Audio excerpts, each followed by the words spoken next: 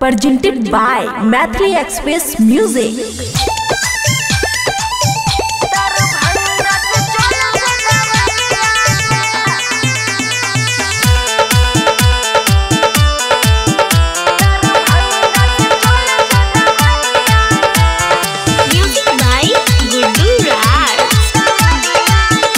खुशी recording studio बलुआहा।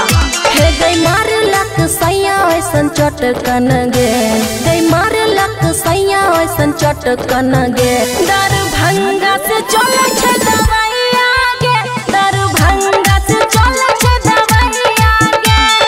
बुझलक ने सूझलक सैया गे, बुझलक ने सूझलक सैया गे। दरभंगा से चले छे दवाइया गे, दरभंगा से चले छे दवाइया गे। दरभंगा से चले छे दवाइया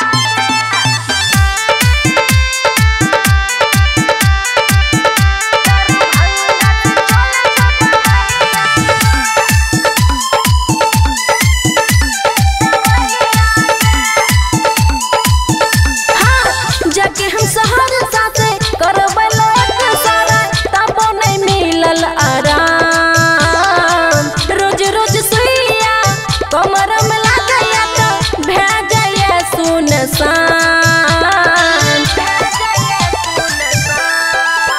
हाँ जाके हम शहर साथे करबै लोक सारा, तबो नहीं मिलल आराम। रोज रोज सुइया से कमर में लागैया तो भेजैया सुनसान। हे गई गजब के आबै अंगरैया गे, हे गई गजब के आबै अंगरैया गे।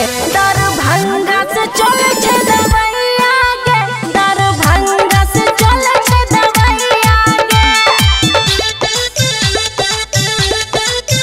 दरभंगा से चले छे दवाइया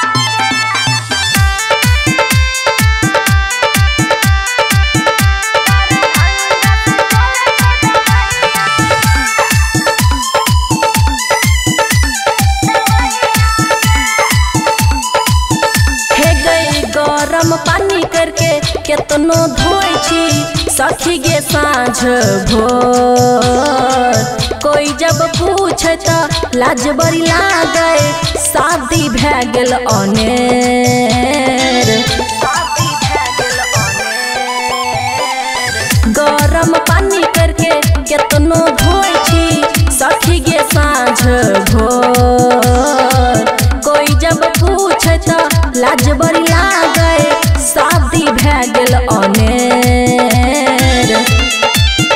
हे गई अमन सैया बनल निर्दया गे, अमन सैया बनल निर्दया गे। दरभंगा से चले दवाइया गे, दरभंगा से चले दवाइया गे। मारलक सैया ऐसन चटकन गे, दरभंगा से चले इंजेक्शन गे, दरभंगा से चले इंजेक्शन गे। खुशी रिकॉर्डिंग स्टूडियो बलुआहा।